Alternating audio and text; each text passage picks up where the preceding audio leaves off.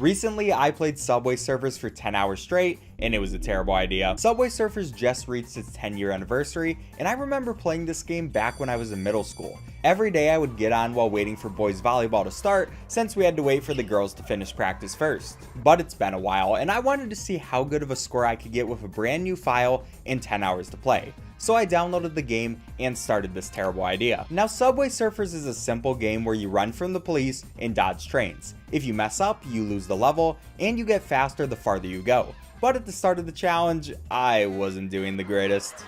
Yeah, not the best first score, but here's where I decided what my goal would be: to reach 1 million points in a single run, so I was about 1/400th of the way there. But on another note, thankfully to give us a better start, the game grants new players 10,000 coins, so this was the perfect chance to get some upgrades to my power-ups. Every game we get these power-ups at random places, and they either help you survive or get you more points, so it made sense to upgrade them. I didn't really have a game plan yet though, so it was some pretty random upgrades with no regard to the money I spent. I'd come to regret this soon. But for the next hour, I just played. I was getting used to the game again and needed to stop playing terribly. But within this hour, I learned a couple of things. First is the score multiplier. In Subway Surfers, you start out with a score multiplier of 1 and can get it up to 30 by doing the game's missions. Each mission is different and they get harder as you do more, but I knew that if I wanted any chance of reaching 1,000,000 points, I needed to get my multiplier as high as possible. And the second thing I learned was the respawn system. You can either use keys or just watch ads to respawn after a run dies. And for the ads one, you can watch up to 6 per run before it stops you,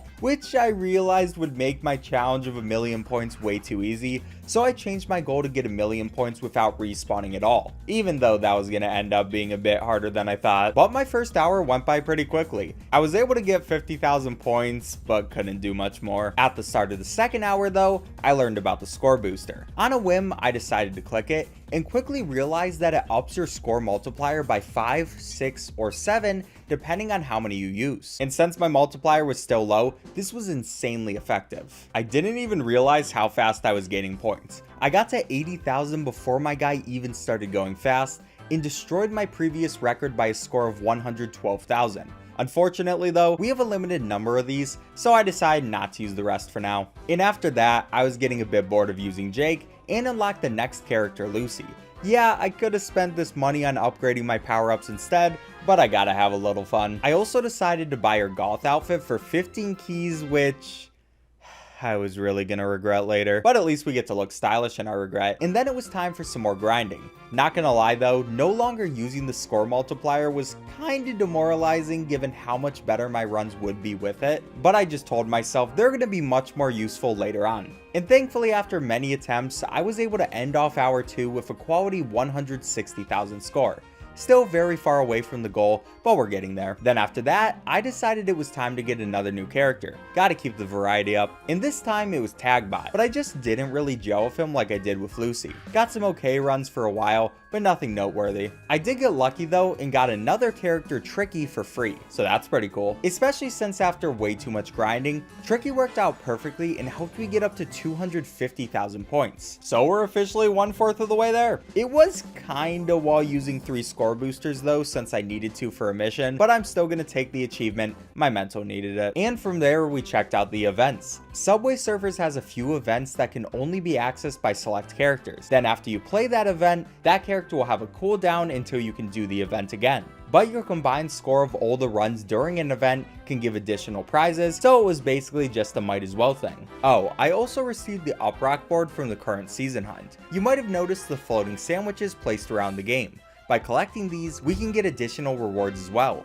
And this one is pretty nice because with the Uprock board, we get an additional +1 score multiplier from the crew multiplier. And that's completely separate from our regular one, so not too big of a deal, but I'll take all the points I can get. And after that, like usual, back to the grind. For the next hour, I worked on completing as many missions as I could while trying to get a new PB. I also bought the Ninja cause might as well, and finally got a run after the 4-hour mark. Now at this point, I kinda just know early on if the run is gonna be good or not. You just feel something inside of you by the way you're playing, and this time I felt laser focused. I reached the point where no matter how fast my ninja guy was moving, it didn't matter. But to be fair, it also helped that I had a ton of skateboards saved up from my previous 4 hours of runs too. Each skateboard gives you a free hit of damage so you don't get caught. But after you lose one by either getting hit or its timer running out, you need to wait around 5 seconds before using the next one. And with all that, remember when my old high score was 258,000? Well, how about we double that? And this was the confidence booster I needed, especially since I was only at an 18 times score multiplier and pulling off runs like this. So it was just a matter of time before reaching my goal.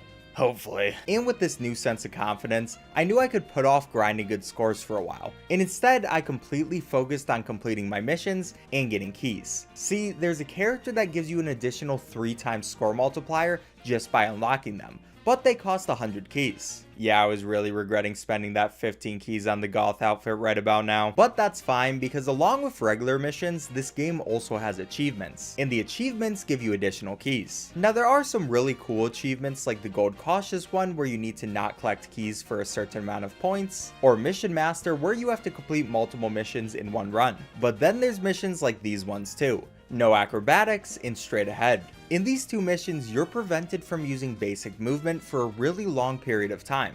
So how do you do these? Well, you cheese them. The best way to win these missions is to use a head start at the beginning along with a score booster. Then, since it's pretty much impossible to survive for too long, you need to die and revive yourself with keys or ads. Oh, and like I said, I still won't be using revives for my 1 million run, but for these achievement hunting runs, I think it's fair game. And watching ads is our only real option since I'm saving up keys, so yeah, time to do this for the next while. So for the next 3 hours, here was my game plan. I saved up money to buy head starts and score boosters while completing general missions. Then once I could afford them, I did a couple of achievements before going back and repeating the process. Oh, and another thing is some of the general missions were starting to get insane. Like collect 30,000 coins. Luckily, you can either buy the missions out or watch an ad to complete them. I'm making Subway Surfers so much money with these ads. And finally, once I got over 7 hours into the challenge, I reached level 30.